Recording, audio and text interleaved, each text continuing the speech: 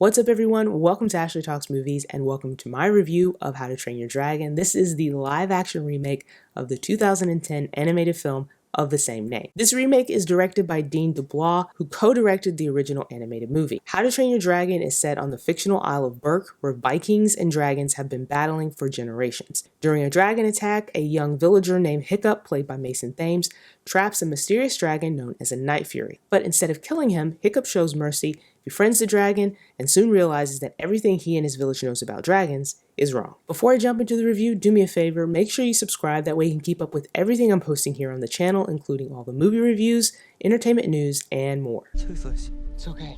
I won't hurt you.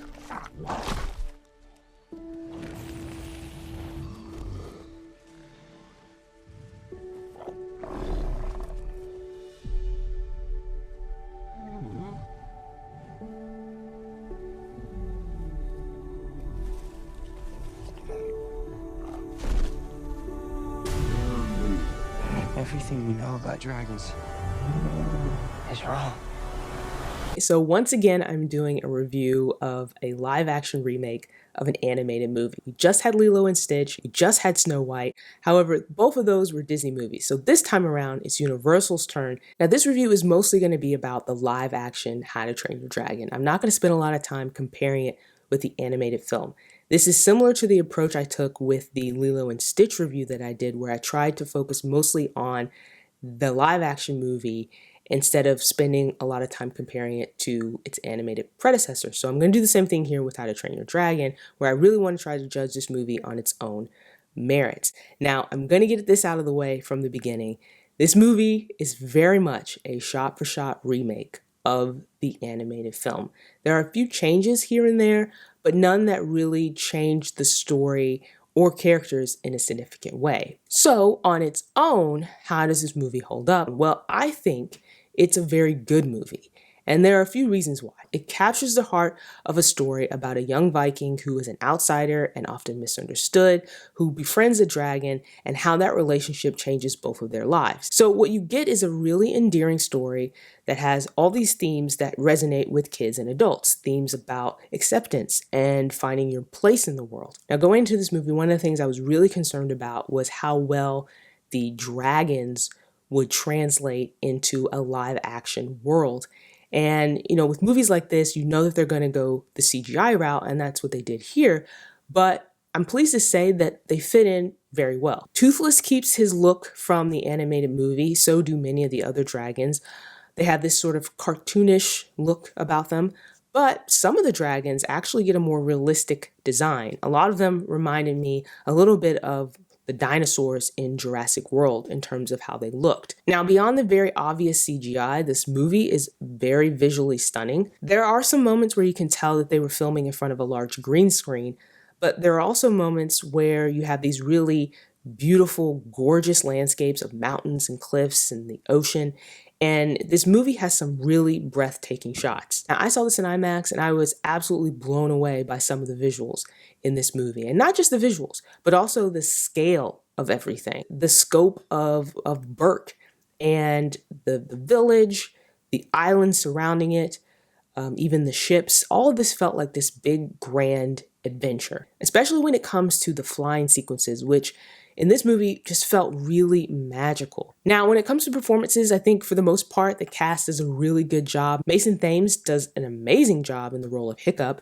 He completely nails the awkwardness of a character who doesn't quite fit in and is desperate for approval, not only from his peers, but also his father. I also appreciated that he wasn't doing an imitation of Jay Baruchel, who voiced Hiccup in the animated movie. And his bond with Toothless, who is just as adorable and lovable as you would expect, is very much intact here. This is a relationship that is very much at the heart of this movie, and it brings so much emotion to the story. Gerard Butler seems to be having a blast as Stoic the Vast. Now, this is a role that he played before in the animated movies, but here he understands that he's been given a bigger stage, so to speak, to bring this character to life, and he plays it up. He gives Stoic this big on-screen presence, and it's not just in terms of how he looks, but also how he speaks with this booming voice. You can also tell he's having fun in some of the action sequences when he gets to take on the dragons. He really leans into the physicality of the role in a way that he wouldn't have been able to in the animated movie. Nico Parker, who plays Astrid, also did a really great job,